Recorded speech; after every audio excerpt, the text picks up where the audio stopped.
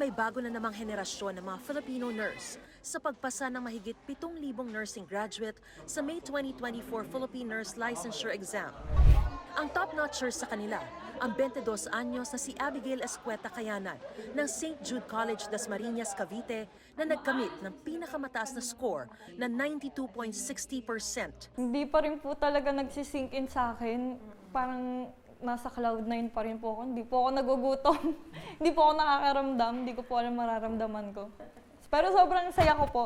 Hindi raw biro ang pinagdaanan niya sa pagre-review para makamit ang childhood dream na maging isang nurse. May pagkakataon daw na pinanghihinaan siya ng loob, pero ginamit daw niyang inspirasyon ng tita niyang nurse, pati ang mga magulang. Inspiration ko din po talaga yung mama at papa ko kasi gustong-gusto ko po sa kanila iparanas yung masarap na buhay. And ang fulfilling po nun bilang anak kapag mapoprovide mo po yun sa parents mo. Sa ngayon, nagkasya na lang muna si Abigail sa cake at bulaklak na bigay ng kanyang eskwelahan dahil wala pa raw silang budget para magdiwang. At ang plano raw niya, magsilbi muna sa eskwelahan at sa bayan.